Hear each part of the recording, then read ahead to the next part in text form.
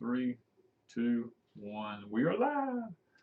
Hello, everybody. This is Danny and Wanda from Deep South Homestead on our, lunchtime. I don't know, it's lunchtime at the end of the week or whatever you want to call it. Toward the end of the week, anyway. Yeah, toward the end of the week. We call it dinner. Some people call it lunch.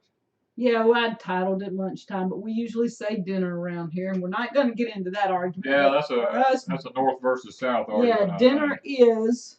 Or rich versus poor. I don't know how you say it. Somebody said dinner was Sunday after. It could be that. Sunday. It could even be that. For us, dinner's every day. Dinner's every day. Hey, Florida homesteader. Okay, I can't show you, but I have soup. I'm eating the last of the soup that I had left over and a little bit of potato salad. And Danny's going to show you what he's eating. Okay, I got, let's see here. We have a home-baked sweet potato right here. I have my potato salad. I love potato salad, especially homemade. And I have roast and my green beans from Deep South Homestead. And my potato salad, it's our eggs, our potatoes, our relish. Yep. The only thing I didn't make was the mayonnaise and mustard that I put in it and salt and pepper. But it's basically our stuff, which makes it even better when it's homemade, you know. It tastes fantastic. If I could just reach through the screen to y'all, yeah, and you could taste this, you would just lay back on the couch and just go, oh my God, that's the best stuff in the world. And my soup is all homemade. I've got green beans and carrots and potatoes, and I added onions, peppers, garlic, and I opened some rabbit broth, and it had a little bit of meat in it. So, hello, Ms. Amanda. That's what I'm eating. And there's so many people talking about the storm and how to prepare for it. Danny and I have been through a massive storm. We've been through several of them. And, well, Katrina in particular. Katrina was the, well, Camille. We went through Camille. But we were too young to really know much. But I remember it perfectly. Well, I don't. I remember bits and pieces. I was only like 5 or 6. Wait. Yeah. What year did it come through? My brother 69. was. Yeah, I was 8 at the time, so I don't remember a lot. And my mom was pregnant with my brother and had him a month later. So you know, a lot of what happened then I don't remember. Yeah. But Katrina was the biggest. It's been the biggest one. And the worst damage for us. Well, you got several. I mean, it's one for us. It's the biggest. Now, it's not been the biggest forever. I mean, it's just that Florida's had some real bad ones. North Carolina had a bad one many years back. Texas had Betsy and some other big ones down there, and the one they had here this past year was bad. Yeah. There's been a lot of bad ones. Louisiana's had some bad ones, but we want to talk about what to do after the storm. Everybody seems to forget after the storm. They're always talking about what to do before the storm.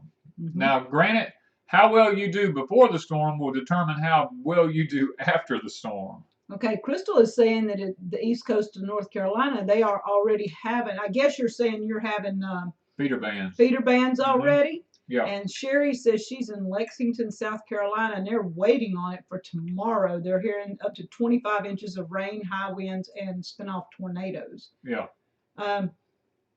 With us, when Katrina came, I was 100 miles inland. He was here close to the coast. You're what?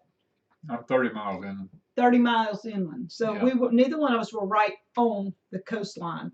And so we both had different ideas, but the majority of what happened afterward affected both of us in the same ways. Granted, the further inland you were, the quicker you got your electricity back. Wanda was, what, 10, 11 days, something like that? 10 days out. But some people in our area got it within 2 to 3 days. They were working drastically to get hospitals, schools, hospitals, gas stations, supermarkets, those type things they were trying to get up first. And if you live near those things, you were lucky enough to get power within 2 to 3 days. Yeah. So if you're out away from any of those type things, you're not going to get power quickly. Right. It's going to take, because Danny's what, 15, 20 miles from town? I'm 20 miles, well, 15 miles from a town, yeah. So it took you how many days? It took us 26 days before we got electricity. Yeah. Telephone service back then, because you had We had a cell phone. landline. Yeah, I had a landline. Most people had landlines. There were people in my community did not get a telephone back operating for over 30 days because the telephone service was even slower getting back up and going. But with cell phones now, you shouldn't have that issue. Now our cell phones were out for about a good 20 days. Now, see, where I was at, the cell phones worked, but you had to climb on top of your buildings and get really up high to catch the waves. Now they might work better. But then it was a different type of cell. You know, they've improved them since. Yep. So you should be able to have cell service. It might be limited in the coastal areas and stuff because of the towers down, maybe. But other than that, you should still have service. Well, infrastructure systems, when electricity goes out, cell phones are useless unless you have a way to charge them inside an automobile or a DC system to charge them with. Not sure where that even went. What are you looking for? The phone. I laid it down. I heard it buzzing somewhere. I mean, it's on vibrate. I could hear it. I heard it too, and I don't even know where I put it. Well, we'll find it. It doesn't matter. They'll call back. Yeah. But anyway, Money. Big issue. Money is a really big issue, guys, because none of the ATMs will work. You're not going to go to a bank because here the banks, even if you had money in the bank and the bank was open, you could not get money out of the bank. Simply because some of them didn't even have some of them, the transaction things didn't work, the computers didn't work and stuff like that, but they would take and do cash stuff strictly in a bank. But then some of the banks, the safe would not open because it was electronically operated and it was computerized, and the computer opens and shuts the door of the bank on a regular basis. So, you know, you couldn't get money out of a bank, you couldn't operate.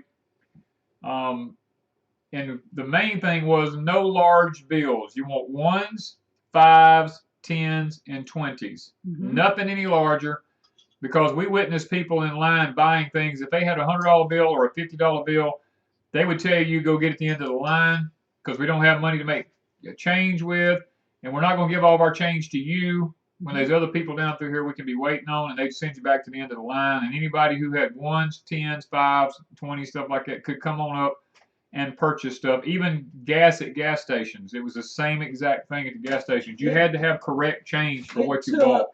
Our local gas stations didn't open back up for 3 to 5 days. I don't know how long here for Danny. But we were inland. We drove the 3rd day after the storm had hit to Natchez, which is how many hours from Hattiesburg?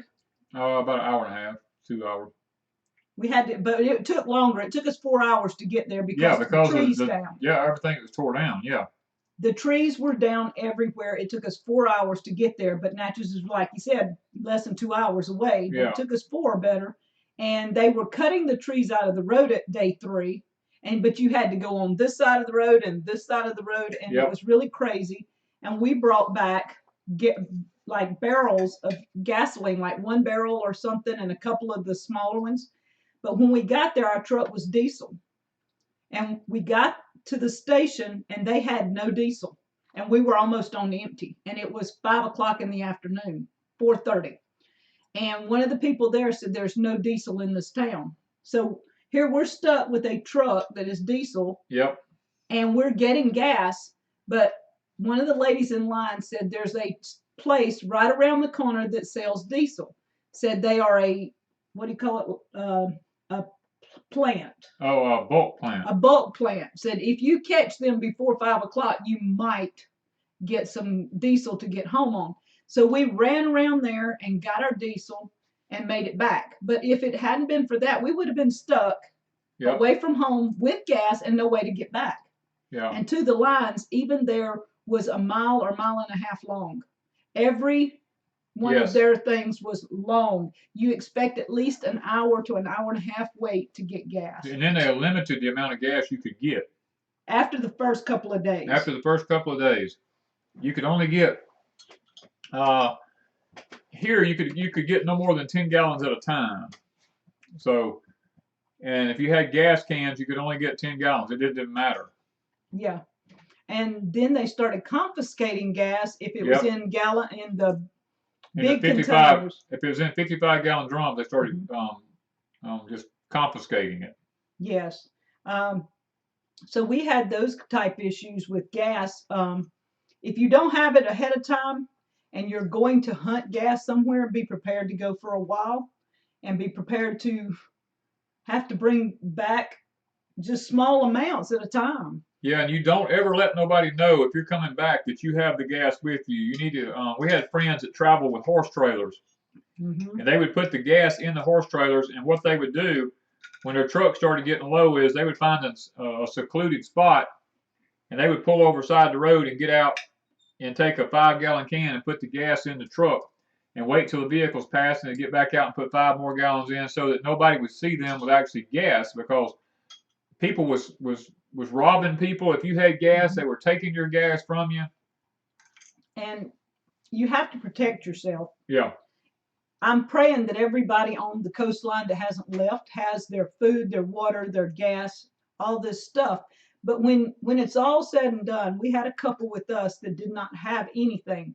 They had lost 2 homes in this storm and had nothing as far as except the clothes on their back. The banks they used were underwater, so they couldn't do this. Couldn't get any money. Their home that was destroyed, the insurance said, look, your insurance goes out in 2 days. If it's not paid, you can't file a claim. Have no coverage, yeah. So her bank shut down. She can't pay it because she has no money, and they want to not even pay on her insurance. So she had to borrow money from somebody, send in the payment just to keep her insurance going. And if you don't think insurance companies are crooked, they're as crooked as a day they is are long. crooked. Yep. Do not plan on insurance paying. She lost 2 houses. One of them was a giant 2-story house, totally the whole bottom floor underwater. They gave her $10,000, and this house was less than 5 years old. Yeah.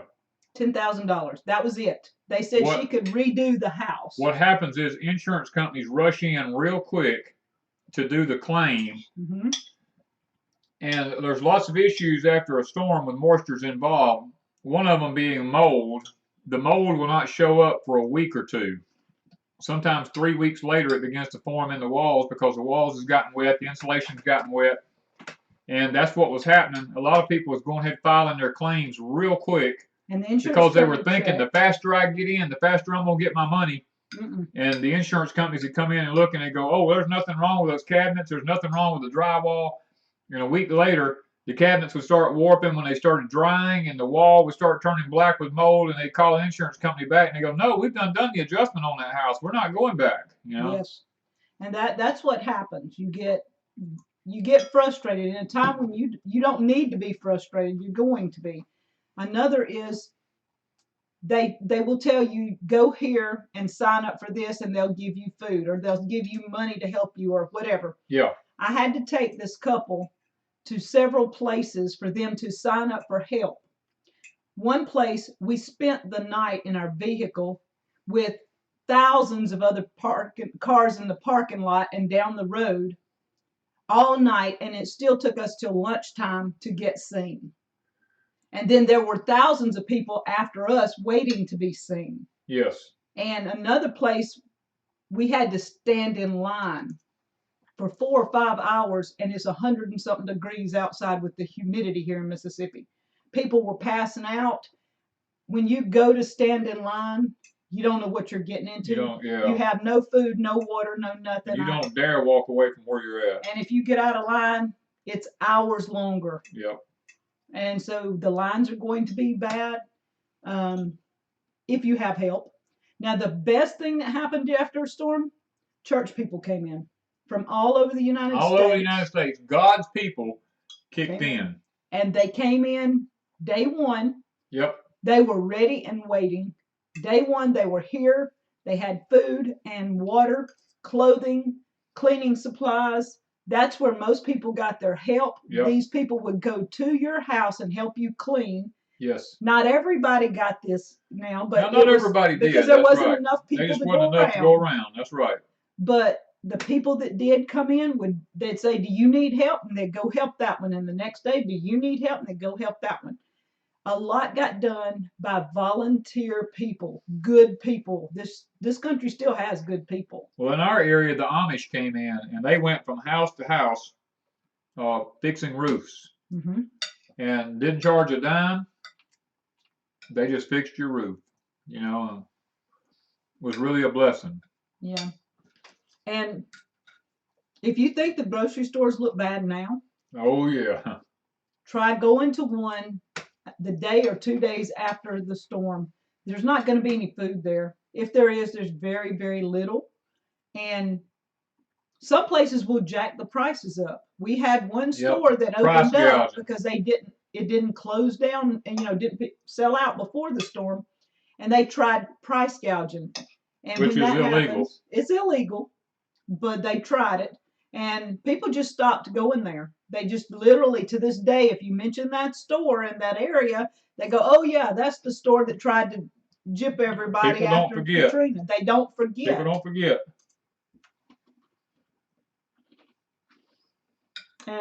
What else? Well, just having water to bathe in.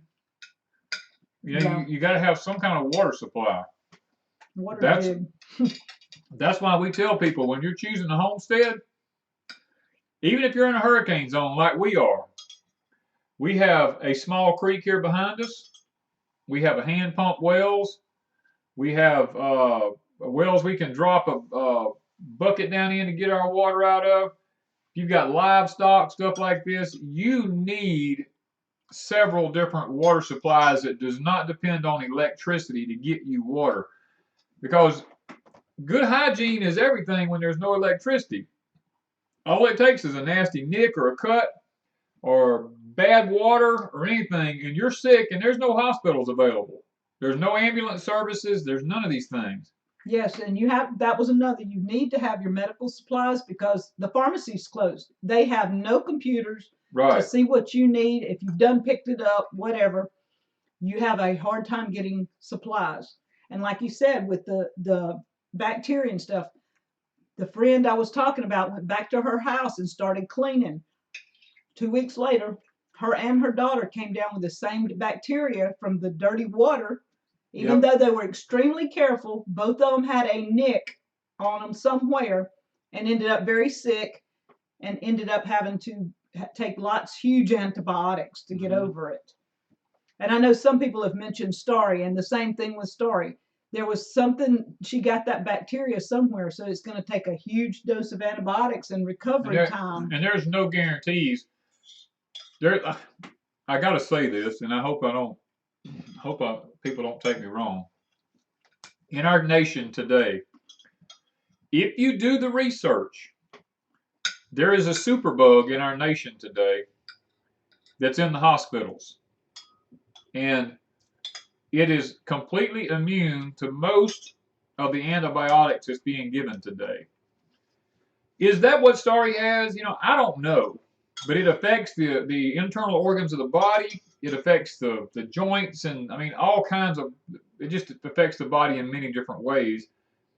And I've been looking at this now for the last, probably the last 3 to 4 weeks I've been following this. I just hadn't said anything. And Danny's brother even has my brother has a superbug. And it's because he's paralyzed. He's paralyzed. He has been for years. Yeah. And he's taken so many antibiotics for problems until now his body has developed immune resistance to particular bacterial infections in his body. He now has a superbug in his body that he fights every day of his life just to live. Yeah. Hey, Dee, been missing you too. We haven't really been paying the comments a whole lot. I watch it as it goes by. I'm seeing some slight. April was asking if we seen what happened with the observatory, and I haven't. I haven't seen it. We were busy. We didn't get that done. 10 minutes ago, I was plowing the Lori family's garden. So yeah, and 10 minutes after we're through, he's plowing ours. I'll be plowing ours 10 minutes after we're finished. Yeah. We unloaded hay today. Well, we went to town, and we're always looking for bargains. Right now, we're in prep mode still. Grits, oatmeal. That was 2 things I went specifically for, as to ramp up my supply. Both of those, we're going to vacuum seal those in jars. Yeah.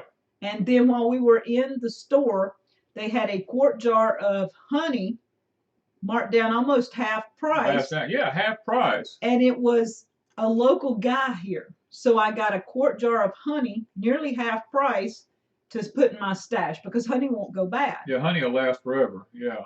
Oh, let me explain what happened yesterday. We were going to do this talk. Oh yeah, I've seen the swing set on. Yeah, we were going to do this talk yesterday on the way to the class we were taking. And when I pulled it up, I didn't realize I was on Crazy Days #1. I thought I was on Deep South and I didn't pay any attention.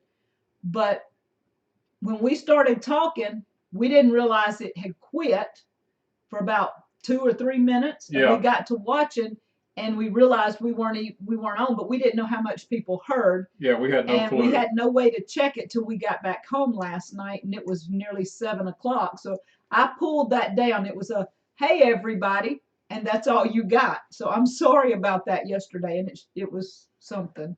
Yeah, Wanda and I yesterday went to an advanced weapon training course. We've been wanting to take this for quite a while. It was more so for Wanda than it was for me, but I wanted to go ahead and be certified and everything too. So we felt like in the day and age that we live in, that to have the advanced weapons training was something that was extremely necessary. That's why we couldn't do a lot of talking while we were going. We wanted to, but it just we wanted to wouldn't work. So and we may make a video and show some of the clips from where we were at. I hope so. It just depends. We'll have to see how it works out to see if we can do that or not. Yeah, we're hoping.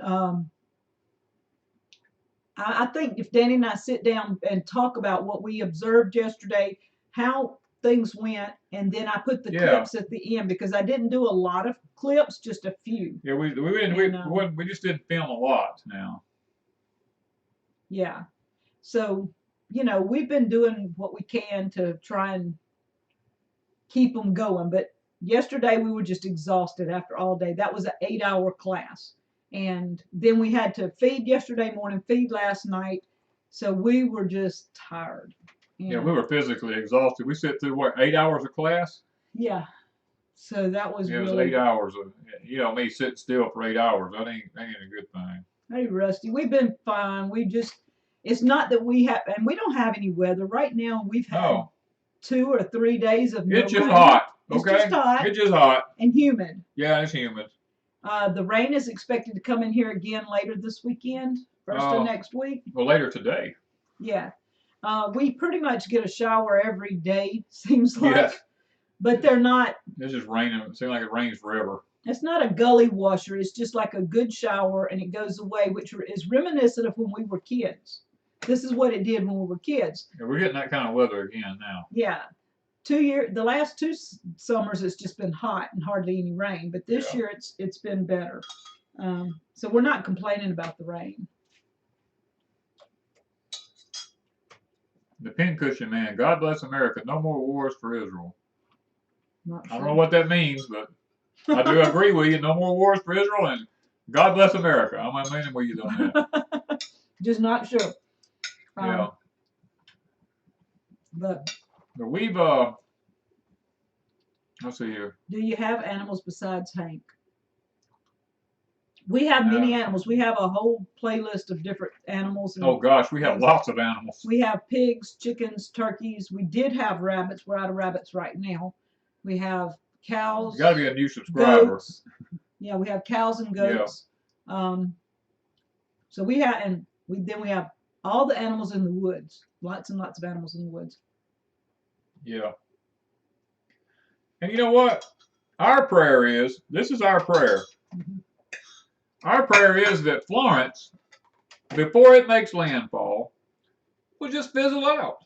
Yep. And just be a little tropical storm by the time it makes it inland. And it's possible. It's possible. I am praying that the East Coast doesn't get anything massive, just good old tropical winds and a lot of rain, and it's over. It seemed the hurricane should not affect us at all, unless it just comes down and we get a little. But we do have one coming up into the Caribbean that could affect us later the next week. It's not a hurricane yet. I think it's 60-mile-per-hour winds. It's just 60 right now. It's just a tropical storm. Yeah. So for now, you know, we're not getting any tropical anything. Yeah, they're all about the fizzle. That's right. It happened here. I mean, two storms have come our way in the last year, or two hurricanes. Two hurricanes. And got to land and just pretty much fizzled out. They didn't create a whole lot of issues. Not a lot of damage. God can do anything. So and then with the Lori family last year, a year ago this month, the Lori family called for the first time. Danny was in the hospital. Yep. Wanted to know, could they come stay with us? They didn't know us. We did not know them. They just heard through us from Dirt Patch and wanted to know, could they come stay? And we told them, yeah, come on. That storm that was headed their way was supposed to be massive. It should have done a lot of damage on the east coast of Florida. Right. They were here. We were all praying, and that storm did not even touch. I mean, they had just minimal damage at their house. It was just amazing. So God is good, and He can change these storms. He can, and I believe He will. All it takes for evil to triumph is for good people to do nothing. Yes. And that's all it takes. So we are praying that this. I am praying that tonight and tomorrow, in the name of Jesus, that this storm will fizzle out or turn around and go back out in the ocean and not affect anybody. That the front that's coming down will be strong enough to push it back out over the water, and people will not have to have any damage. That is my prayer. Because what we went through in Katrina and others have went through with their storms. Yes. Nobody should have to. Nobody should have to go through what I went through with Katrina. It looked like a war zone here, and if you guys have never even Googled Katrina, Hurricane Katrina, and looked at the Mississippi damage, everybody showed New Orleans, and I'm not saying New Orleans. No, New Orleans had their damage. They had their damage. The levee broke, but they did not get hurricane damage. Right. And so Hurricane Katrina, it's all about New Orleans if you look it up. But go and research the Mississippi part of it and look at the damage it did all the way up to around Jackson. Yes. That far inland. And the damage was horrendous even that far up. But yet there were very few lives lost. It was amazing. It was amazing the amount of damage that this thing done. You know, I don't know those of y'all that's ever been to war. Yes. You'll know what I'm talking about when I make this comment. When you're in war, you see places that are bombed and they're just flat. And then right next to it, you'll see buildings that are beautiful, and you might go a mile and everything looks great. And then you'll find everything leveled flat again because that's where bombs hit. Mm-hmm. The difference between war and the difference between Katrina was when Katrina come ashore, there was nothing standing. Not on the coast. Not on the coast. Everything for miles inland was just flat. Now, there were some homes left standing, but the damage was, you couldn't go anywhere that there was no damage. I mean, it didn't matter where you went, everything was tore up somewhere. Mm-hmm. Even up to as far as we live, there was nowhere you could go that there was no damage. So Katrina, in lots of aspects, looked a lot worse than war looked. Yes. And anybody that was not here in this area, the media concentrated on New Orleans so much that they never showed what happened in Mississippi. I mean, you got very, very little Mississippi coverage.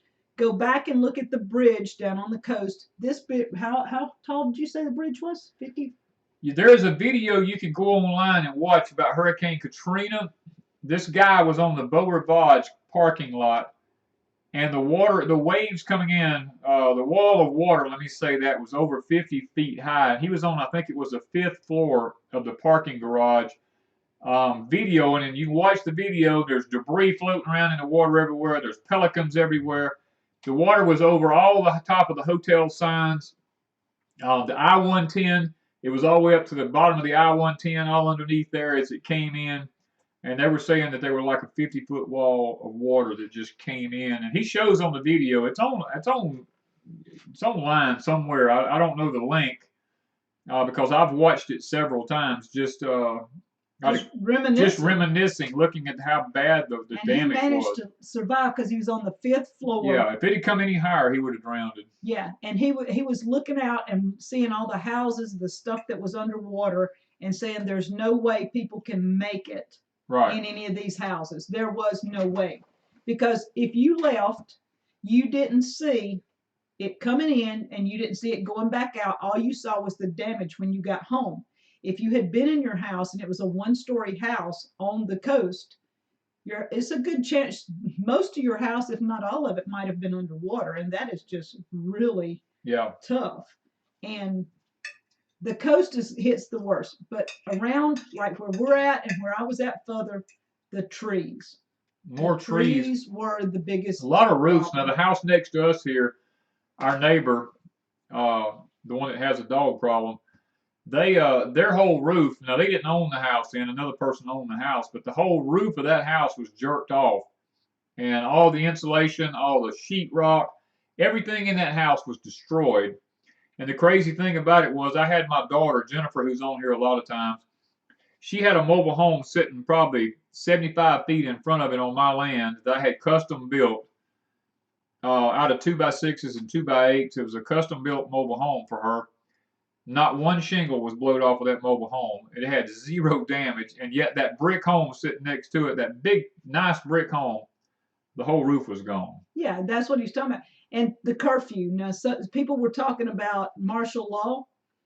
That goes into effect automatically after a hurricane in the area is devastated. You have to be living in that area or have a good reason for being in that area to go back. And the people that were where I was at that came out of, they were down in, what was the name of the place on the coast I told you? I can't remember the name of their area on the coast, but they lost a house there. Diamond Head. Diamond Head. They could not go back to their house until they were cleared. It was almost a week later before they could even go to their house. And the funny thing is they had a 2-story apartment in St. Bernard Parish in New Orleans because of her family there. And the 2-story apartment was done too because of the flood from the levee. So they lost 2 houses.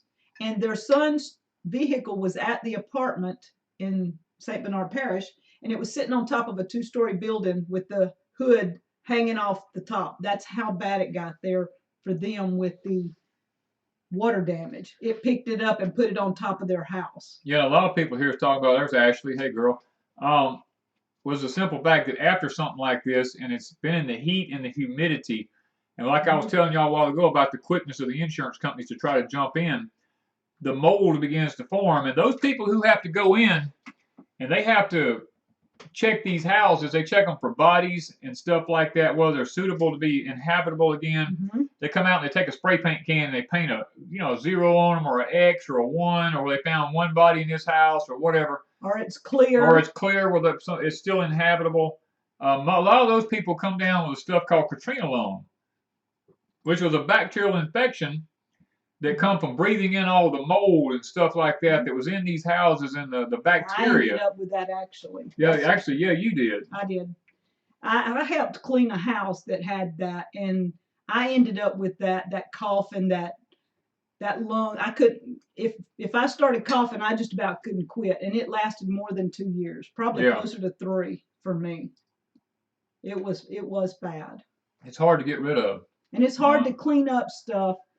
The dirt that comes in with water damage is contaminated. It's contaminated. You've got all this dirt on your stuff, even though they say, well, all this stuff is still here, just clean it up.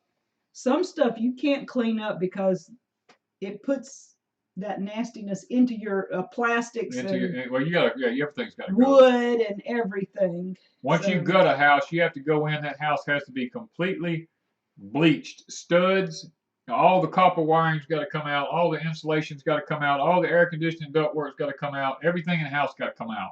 Yeah, and see, most of these houses, they left their air conditioning ductwork, and they did not think about that. And Right. that's where I got mine. I went in to help pack up a house that had black mold in it. And I was there for 1 week packing up, and we had the air conditioner going because it was hot. And guess what? You're breathing those spores that are coming through Yep. the air conditioning They're in the air vents conditioning and vents. not thinking about it. Yeah. So. And on top of that, afterwards, there was a drywall shortage. Yes. So guess what? China sends all this drywall over here that's contaminated. And these people put it up. And people put it in their homes. And luckily, on my jobs, we never used it. But some of the people I knew that were contractors put up this Chinese drywall, and it corrodes the copper in the air conditioning coil vents. Mm-hmm. It corrodes the aluminum wiring in the wall. And even though these houses were rebuilt, they had to go back and be completely regutted, and insurance did not pay for that. No, not the second time. Not the second time. You had to go back to the company where the sheetrock was bought, because me as a contractor had to go back to my building supply company and had to check dates, loads of sheetrock, and everything like that to make sure that the sheetrock that I put in homes that I built did not come from China. And luckily, none of mine did. I missed every shipment coming through. God was good to me. But a lot of people ended up having to go back, and you had to wait for a reimbursement on a lawsuit from whatever company it was that brought this Chinese drywall over here. In the meantime, these poor people with the houses that needed to be lived in, they couldn't live in them. They're having to be housed somewhere else. Yeah, you had to foot the bill at a hotel, a friend's house, or a family, or something, waiting on your home to be rebuilt once again. Yeah, all the contaminated fridges and freezers. I can't even say that. Yeah, once the power goes out, most people do not think if they're leaving their house for a storm. This would be a major one to me. This is a major one here. If you're going to be vacating your house to go somewhere else and leave, clear out your freezers and your refrigerators before you leave. Before you leave. Because and a lot of times go ahead and just unplug them, because the power surges back and forth. The power surges burn up my stove, even though we wasn't using it.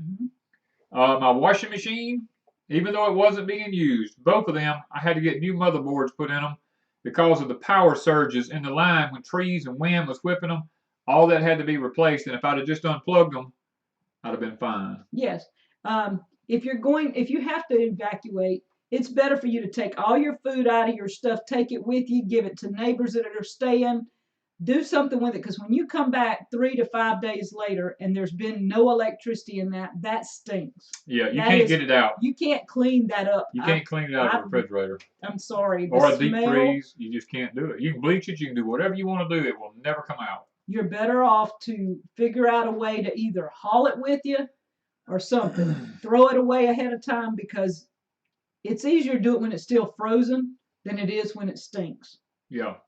A whole freezer full of stinking food is awful. It's awful.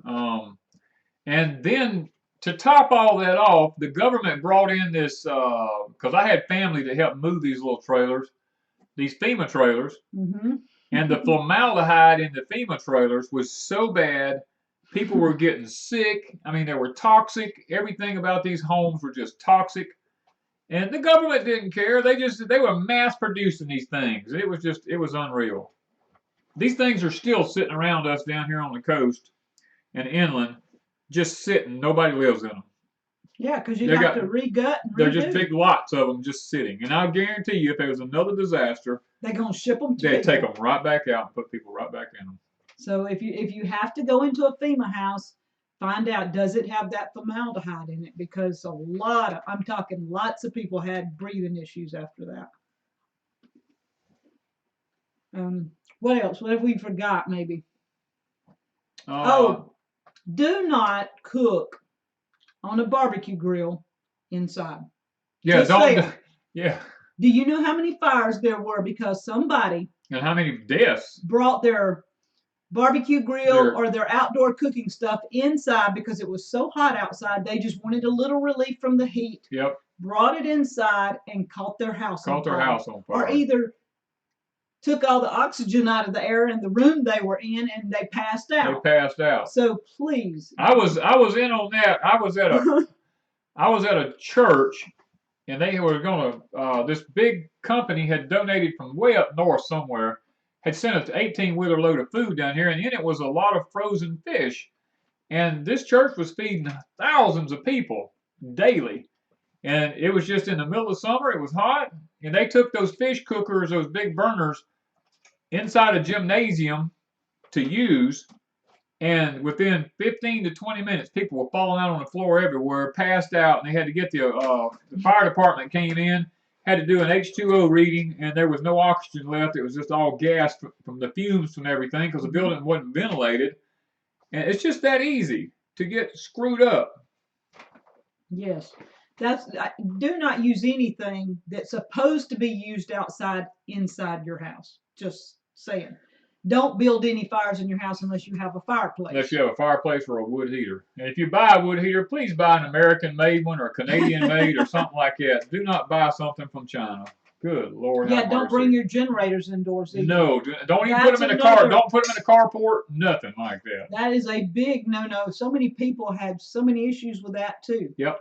Generators are great to have, but do not bring them inside or under carports. Mine sit on the deck of my house, behind my house, and I run a huge cord through my house, and from it I plug up refrigerators and stuff, and then I plugged mine into my. Of course, mine is generator ready. My house is, so we plug straight in out there.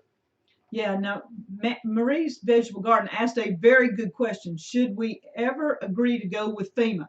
In New Orleans, lots of people did agree because the water was coming in rapidly. They had no choice. They got locked in the Superdome. And they were told to go to the Superdome because it was safe.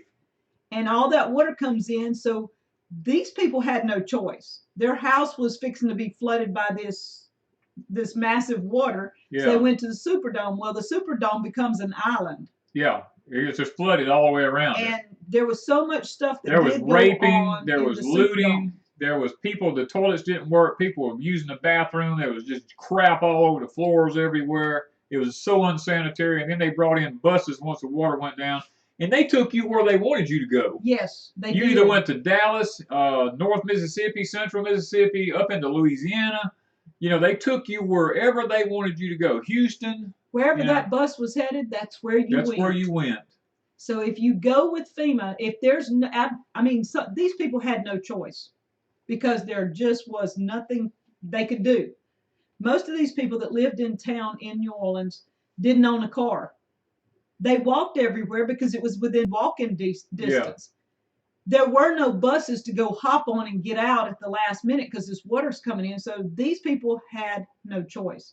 So desperate people do have to do what they have to do. They have to do to survive. I mean, there are consequences for waiting till. And for New Orleans, there was no way they would have known that would have happened. There was no, hey, look, this levee's going to break. Get out now. There was no warning. Yeah. So when you have no warning, make that decision of what you need to do to survive at that moment, and you just got to live with it. Yeah. That's all I can tell you. And things like this is another reason Wanda and I finished up our advanced weapons training courses. It was because, guys, you don't ever know. I mean, and we went on for the ultimate certification so that we can take a weapon no matter where we want to go. We can take a weapon where we want to go. Now, there's a couple of places that we'll never be able to, but for the most part, when we get through, Wanda and I will be able to do whatever we want, wherever we want, and protect ourselves. As far as have it with us. As far as having it with us. And that's what we went for. We went for the most advanced course that we could get. And might I add, we both passed. I'm going to have a video, guys. She actually outshot me. Well, not really, but it kind of looks like it on the targets. But I mean, I finished my course a lot quicker than you did. But it took me a little longer. It took you a lot longer to finish, but in the end, you did really well. I did. You did well. So y'all can be proud of me. Yeah, just research FEMA and the death camp things. There's a lot of hooey about that. There's a lot of hooey about it too. Yeah, there's a lot of things about these. Especially off the coast of Hawaii, people were talking about, all the FEMA boats that's out there. Guys, a lot of these boats are when the military redoes a ship, they have another ship set aside. They can put all those guys on till they get through redoing that ship, and that's a lot of times that's what those are. You know? Yeah. And they do take those ships for people if they need to evacuate you and you can't get out. They can put you on that boat because it houses a lot of people. Yeah. And it really is a place to put a lot of people at one time. And I get that why they use the boats. Yeah. Because it is a way to house a bunch of people. It's just smart that if you prepare ahead of time, you know what you're going to do in case of something, and you do it. Don't be the one that's stuck going, oh, wait, there's water coming in. Let me see what I can do now. Yeah, don't be at the last moment making that decision. Make your decisions ahead of time, know what you're going to do. Yeah, they're called comfort ships, Brad. That's yeah. Yeah.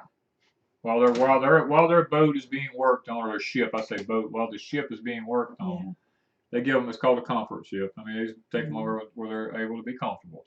Yeah. It's nothing fancy. One thing, if you are, after the storm, if you are staying put, you have no power, the first thing you need to do, don't be eating your canned goods and all that. Eat what's in the freezer, eat what's in your fridge. If Freezers and fridge first. What we did after Katrina, we still had stuff in our freezer. We ate well. We ate steaks, we ate pork chops. Whatever was in the freezer was ate the first 2 days. We had pecan pies and stuff like this because a guy came through with pie shells because there was a restaurant in town that was just giving them away because they were going to run. We made like 4 pies that day because we had pecans, we had sweet potatoes, eggs, and all this. We made pies, and the way we cooked them was in a gas stove that was outside. So you can use your stuff up pretty quick in 2 days. Seeker of Truth says, what are the laws concerning concealed carry in Mississippi? If you go for the advanced training like Wanda and I did, you get the little sticker to go on your card. We can carry everywhere, even if the sign says you can't carry, we can. Except for courtrooms, government buildings, some government buildings, things like the capitals. I mean, places like government places like that. There's a few restrictions, and they'll tell you when you go to get your permit where you can and can't go. One of them was there are some buildings that put up on the outside no weapons allowed. When that sign is on that building, you're supposed to respect it. You're supposed to respect it, but if you just have a concealed carry permit, you can't carry your weapon in there. But if you have the advanced training course, then you have to make a decision whether you want to honor that, or you can carry in there and you're still okay. But you could get. But you could get in. There could be some. You're not going to get in trouble, but there could be some legal issues you may have to go through if they found out you had it. You can't cross a border. Yeah, if going out of Mississippi, you would need to know which states you can and can't. If we left Mississippi, we would need to know our route. We would need to know what states we're going through, and if they do allow or don't allow. Yeah. That's where a lot of people mess up. They get the concealed carry in Mississippi, and they leave, and they go into Louisiana, Texas, Arizona, whatever, California, and they take their gun with them. Yeah, and there are laws right now on the books they're trying to get passed through the NRA that says that if you have a concealed carry permit in one state, that you can legally carry it across in all states. And I'm not sure about all that yet. I hadn't got word that that's completely passed yet or not. So that doesn't mean. But it doesn't matter if you have a concealed carry permit or not. You're not going out of the country with it. No. That's only for American soil. And then you've got to be very careful in state to state. Yeah. And sometimes even city to city. You never know what some of your cities are anti-gun cities, like Chicago and up around Washington, D.C. There's places like that. You're not supposed to carry in there. And I'm going to have to find out exactly the details on places like that, whether we're still allowed to carry in a place like that or not. Yes, we'll go probably this next week and see about going ahead and getting the license part. We just took the class right now. We passed the class, and now it's up to us to go to the DMV to get what we need. Yeah. So we did both pass the class. And I am looking for a weapon that will fit me. Danny pretty much knows what he needs and how he needs, and he already has some. Yeah, but I'll me, probably, it's going to be a little bit different process because he showed us quite a few, and I like several, but some of them are just not for me. So it's all in personal preference and what you intend to do with it. Yeah. We'll, you know, we will definitely, we'll probably do somewhat of a video on it. We may sit and talk about it a little bit. Because we had a good time, and we would like to kind of go over that. Yeah, we really had a good time. I mean, to be honest. I mean, it was... Danny and I don't do these day-out things very often. No, it was an 8-hour course. Yeah. And it was full. It was a full 8 hours. There was no downtime. I mean, we were eating as we were, we'd take about a 15. He'd say, "Okay, time for dinner," and we'd stop for about 15 minutes. He said, "Y'all about ready to start back again?" And we were like, "Okay, go for it, go for it," you know. So we had a good time. So we'll sit and talk about that. But guys, we want you all to be prepared, regardless of whether it's a fire, floods. That's it. Hurricane, tornado. Tornadoes can do as much damage in a split second, and you cannot predict those. You have probably, if you hear a siren or if you hear the tornado coming, you probably have minutes. So, what did I shoot with? A 9mm. She shot with 9mm, 380, 22, and a 380. Yeah. We tried all three of them for Wanda. She qualified with the 22. Yes. She was pretty decent with the 380, but when it come for qualifying, we wanted to make sure she qualified. So and the 9mm, I did reasonable. You did reasonable with the 9mm. If I'd have played around a little more, I would have. If we were having to pay for our shots, so when we having to pay for your bullets, you got to get it pretty quick. You can't just sit there. Yeah. Now, me personally, I could have popped off 500 rounds. He would have loved it. I would have loved it. My qualifying, I mean, I was just, when they asked me, said, "You ready? You ready?" And I hadn't shot, but what, 5 rounds maybe? 10 maybe? Maybe 10 rounds at the most. He goes, "Are you ready to qualify, Mr. King?" And I was like, I said, "You know what? Let's just do this." And I pulled up and I clipped mine out, just bam, bam, bam, bam, bam, bam, bam, bam, bam, and. Jen's telling me, what's a Walther? Walther P22. I had to check. He talked about those yesterday. Yeah, I thought I remembered that name. Yeah, she prefers the 9. Yeah. See, I like the 9. It was the 26. Well, we used the Glock 26 and the Glock 19. Yeah, it was a Glock. Yeah, it was a Glock. I love a Glock, man. You Oh. can't go wrong with a Glock. You can throw it in the dirt. You can throw it off the top of a 10-story building. You can put it under water and salt water. You can do whatever you want to do with that gun. It's still going to fire. Yeah, so Danny's leaning toward that one really big time. Yeah, it's the preferred weapon, you know. And it comes apart. There's only 3 parts to the gun. Easy to clean, easy to take apart. I can take them apart and put them back together in the dark. Okay, you're gonna give my video away. I know. Shut up. I know. Yeah, Saddle Ridge lights. I like the little wheel one too. It was easier to load. Just saying. But anyway. The revolvers. Yeah. Yeah, he taught her how to use a revolver and everything like that. There's 2 different kinds of revolvers. Remember, there's single action, double action. Okay, you're gonna get my. Okay. Stop. We're talking about. She was trained in all weapons. Let me put it that way. Yes, and I did good. And she did fantastic with all weapons. She had to load them, unload them, and everything. This was actually my first time for most of that. Yeah. So we'll talk about that. She did good. I was very impressed with her. Just don't get in front of her because she will get you now. Yes, don't mess with me yet. Yeah. Well, when I get my gun. You can just don't mess with me now. Wait till I get my gun, then we'll see. Okay. I don't know. So storm preparedness. Anything else so we can get off of here and you can get busy? He's got a field to plow. I got a field to plow. Is anything else with all seriousness? Your legal aspects, make sure if you're going to leave your place, you carry your land deeds, your marriage license. I mean, anything, birth certificates, anything. Anything that is valuable and you need it to prove insurance something. Papers, bank papers. bank papers, checking account papers, anything like Yeah. that you need. Get that, put it in a Ziploc bag, waterproof it. Yes, because most people that left and came from the coast up to where I was at did not bring those papers because we had had so many hurricanes and they had left and came north that they were tired of it and they didn't even want to leave during Katrina. They're going, it's another bum storm. Don't discount these storms. If they say they're going to be bad, leave and just have a vacation. Even if it doesn't mess with your house, just don't stay.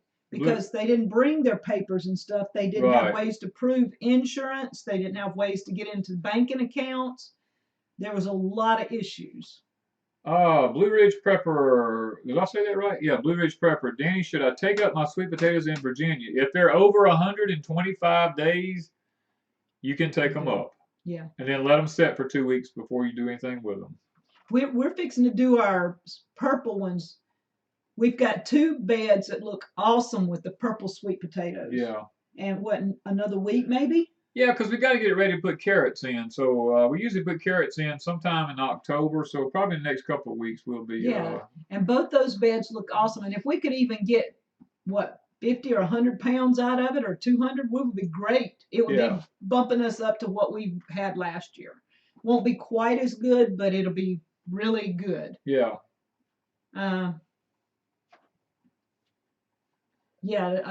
They're talking about paperwork and waterproof it. You can use your vacuum sealer. You actually got to use your food saver and just stick it in there and just suck it and vacuum it up now. And it takes up less space when you're packing to leave. Yeah, it's not going to get wet.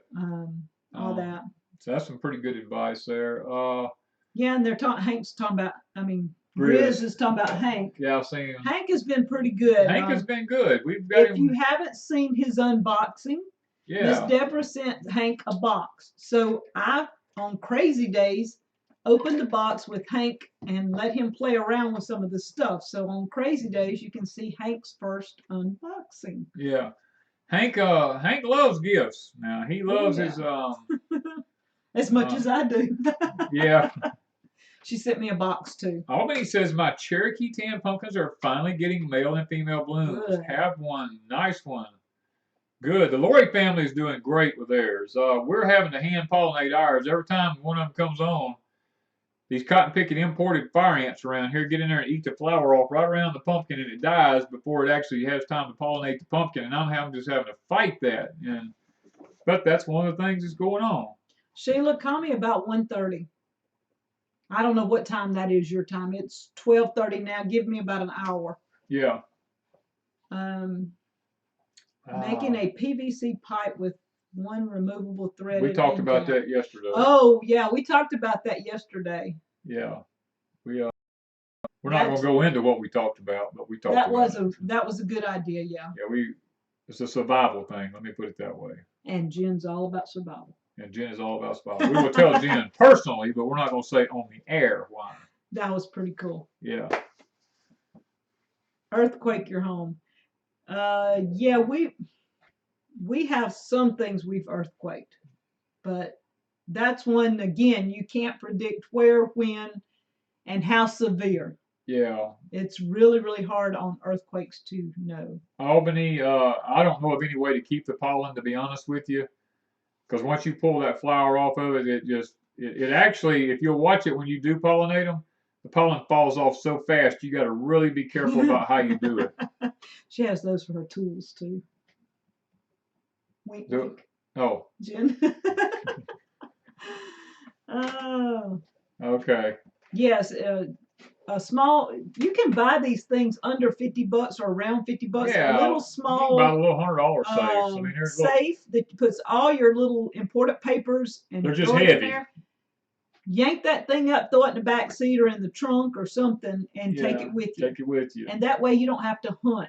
If you file everything and you're a filer and you have to go in and say, okay, I need this, I need my insurance papers, I need my bank papers, and you have to go through files every time you leave to get it, that's wasting time that you could be on the road gone. Keep it in that box, you grab the handle, go out the door, every time you need to leave, you're good. Blue Ridge Pepper says, Danny, do I need to leave my Danny corn on the stalk to dry? Yes, it needs to dry on the stalk, but once it gets to a certain point of drying, now you can take it off if it looks like the animals are going to start getting into it, or if it starts raining a tremendous amount and doesn't like it's going to let up. As long as that corn is broke on the stalk and hanging straight down where it can shed the water, it will do pretty good. But now if you get rainy spells and it's raining for like, I don't know, 2 or 3 weeks and nonstop, then I would take it off and bring it inside to dry. Somebody I saw here. Miss Deborah. Yes, I love my gifts.